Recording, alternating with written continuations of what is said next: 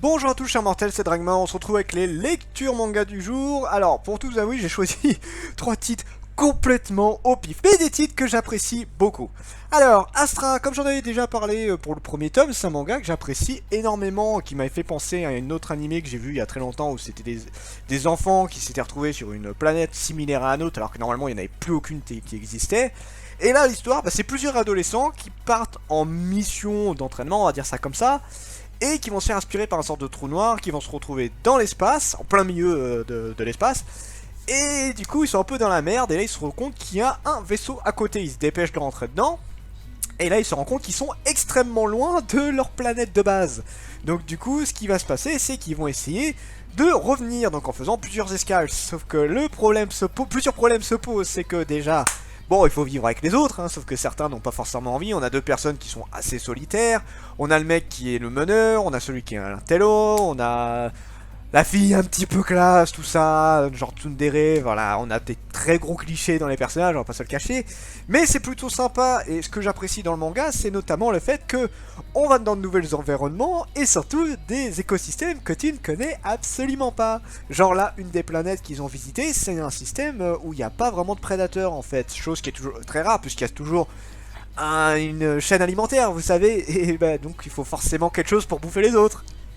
Et il y en a, sauf que c'est pas forcément des choses qu'on a l'habitude de voir chez nous, voilà, donc c'est un petit peu particulier. Mais j'apprécie énormément le style. Astra, c'est le genre de... En fait, alors déjà, étonnamment, je suis pas spécialement fan de SF. C'est pas vraiment un style que j'apprécie énormément en tant que tel, c'est juste moi, hein, c'est juste moi qui suis pas ultra fan. Et bah Astra, ça fait partie des rares avec Gun que j'apprécie plutôt bien et que j'arrive à rentrer dedans assez facilement. Les dessins sont plus que corrects, ça s'enchaîne bien. C'est sympa à regarder, ouais. J'ai pas grand chose d'autre à dire, on est plus en mode découverte, comment ils vont survivre, tout ça. J'espère que ça va devenir un peu plus compliqué, parce que par exemple, dans celui que je parle, l'animé c'était extrêmement facile, là on a quand même des difficultés. Là, en deuxième tome, ils ont tous failli crever au moins une fois. C'est déjà pas mal, en termes de difficulté, on est bien, là, vous voyez. Donc Astra, une très bonne découverte, et je vous le conseille fortement. Ensuite, nous avons les liens du sang. Cette couverture... Et putain de crépi, je vais aspirer ton âme. Non, sans déconner, je trouve cette couverture atroce. Atroce dans le sens flippante, hein, attention. Alors, les liens du sang, qu'est-ce que c'est? Eh bien, c'est une maman qui aime très fortement son enfant. Ah, c'est mignon. Est-ce que je vous ai dit qu'elle est prête à tuer pour lui? Oui, on est à ce point-là, ouais. Non, sans déconner, la mère est une putain de psychopathe. En fait, elle est vraiment prête à tout. Elle le surprotège à mort. Et je me retiens de vous dire certaines choses, parce que là, il s'est passé des trucs dans le deuxième tome, et c'est compliqué, mais voilà. S'il y a une fille qui va tourner autour de son garçon, elle va l'en empêcher. S'il y a un garçon qui veut faire en sorte que l'autre, il se décoince un peu, et qu'il fasse des trucs de jeunes, tu sais, bah, s'amuser, faire des petites conneries, voilà, les trucs qu'on fait tous quand on est gamin. La mère, elle va pas être d'accord du tout, tu vois, ce genre de truc. S'il faut mentir à la police, elle mentira à la police. S'il faut faire des meurtres, elle fera des meurtres. S'il faut être très proche physiquement avec son fils, il fera ça, quoi. Oui, non, oui, on est un petit peu dans ce style-là. Oui, c'est un petit peu particulier en soi.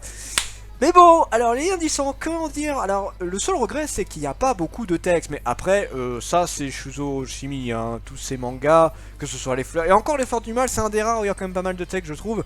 C'est plus Happiness... En fait, j'en ai pas lu beaucoup de cet auteur-là. J'ai lu Happiness, j'ai lu les Fleurs du Mal, qui avait quand même pas mal de texte.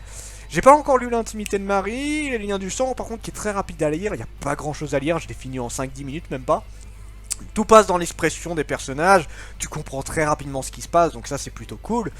Mais effectivement, le manga te met un petit malaise, hein. Toi, même moi qui ai l'habitude du hentai et tout, une des dernières phases, en fait c'est pas vraiment le contexte. Je veux dire, quand t'aimes pas ça, effectivement, les trucs qui te proposent manga, effectivement, ça, je peux comprendre que ça gêne.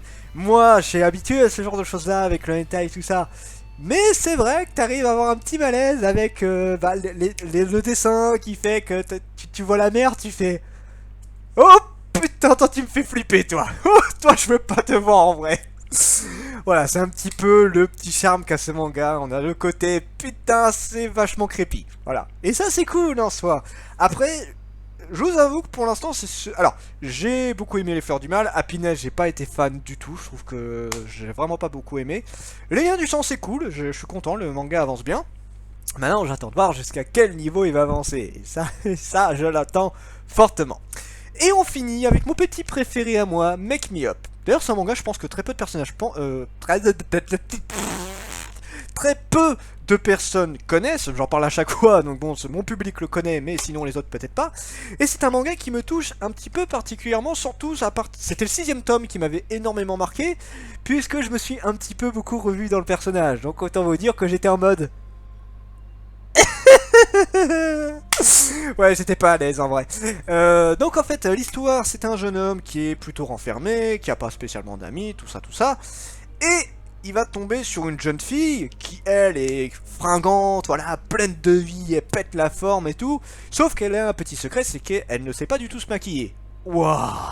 Non, il y a autre chose quand même. Elle sait pas du tout se maquiller, sauf qu'en fait, elle a un peu une double facette. C'est que quand elle est maquillée, c'est la fille que tout le monde apprécie, amie avec tout le monde, tout ça, qui est super belle.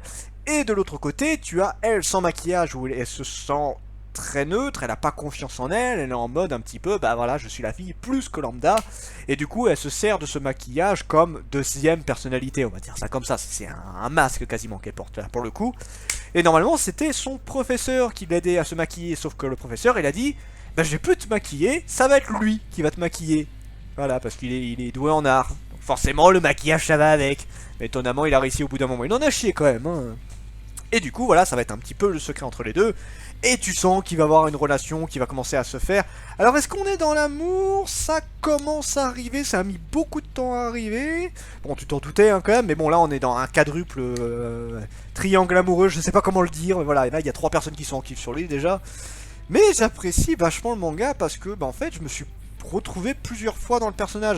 Alors pas spécialement dans le truc, pas d'amis, tout ça, à la limite je m'en fous. C'est plus le côté renfermé. En fait disons que ça me rappelle une époque de ma vie qui était pas forcément agréable. Et quand j'ai revu ça et que je me suis totalement revu dans le personnage, j'ai fait... J'avoue que j'ai eu un petit coup de blues où tu sais j'étais en train de lire, tranquille et là... Ouais, ça va pas bien là. Non, oui, non, franchement, j'étais pas bien du tout à ce moment-là. Mais, là, le manga est quand même joyeux en soi. Non, je l'aime bien. On a un côté très sympa. Et bah, je suis un petit peu triste que les gens connaissent pas trop ce manga. Mais bon, je vais pas le forcer les gens, j'en parle de temps en temps. Peut-être que certains seront curieux d'aller le voir. Et après, il touchera peut-être que moi. J'en sais rien. Voilà. Mais en tout cas, Make Me Up, très, très, très sympa. J'attends la suite avec impatience. Sur ce, c'était Dragmar et je vous dis à la prochaine, chers mortels.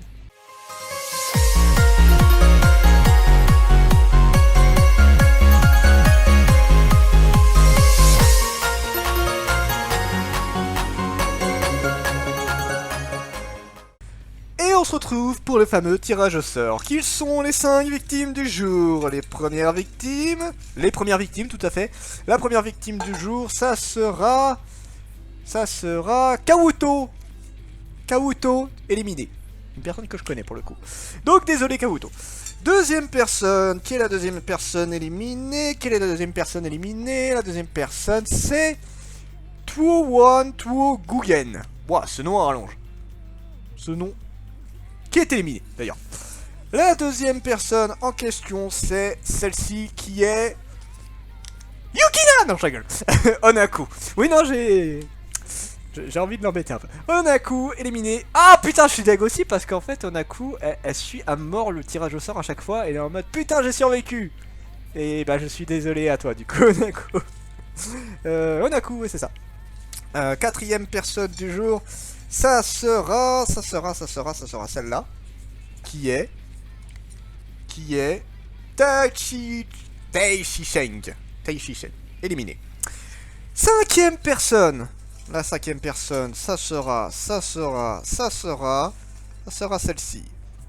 celle-ci, qui est Losguir. Oups, une personne que je connais. Donc désolé pour ces 5 personnes. C'était Dragmar et je vous dis à la prochaine, chers mortels.